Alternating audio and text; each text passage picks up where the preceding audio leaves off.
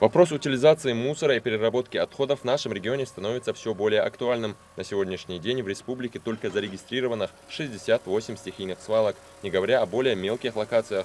Потому к улучшению санитарного состояния в Минприроды решили подойти основательно.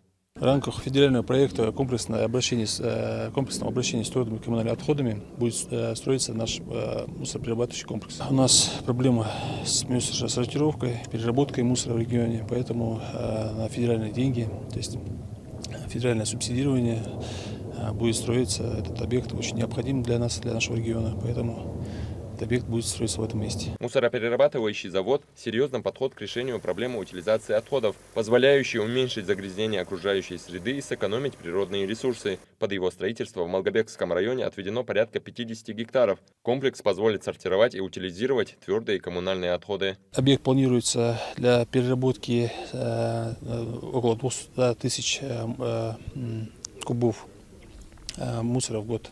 Этот объект будет находиться посередине нашей республики и будет сводиться со всех наших районов и перерабатываться на данном объекте. В комплекс будут входить деревоперерабатывающие комплексы, пластикоперерабатывающие комплексы. То есть кроме металлоперерабатывающих комплексов здесь будет все перерабатываться.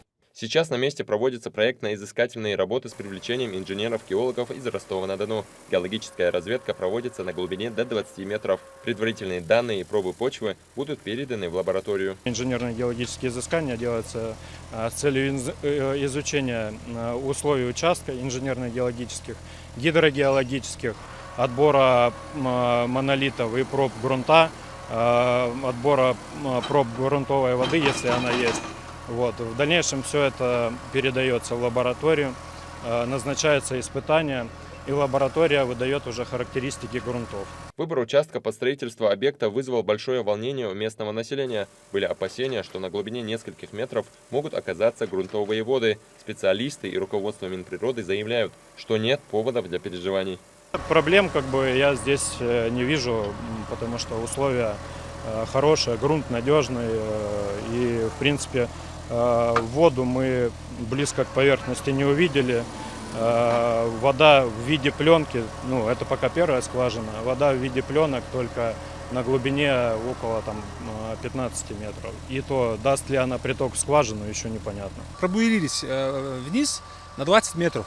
То есть воды мы здесь не видим. То есть вскрытие подземных вод не обнаружено. То есть участок хороший, он очень подходит. Ко всему прочему, мусороперерабатывающий завод поможет создать рабочие места, что особенно актуально с учетом высокого уровня безработицы в регионе. Начало строительства объекта запланировано на конец 2024 года.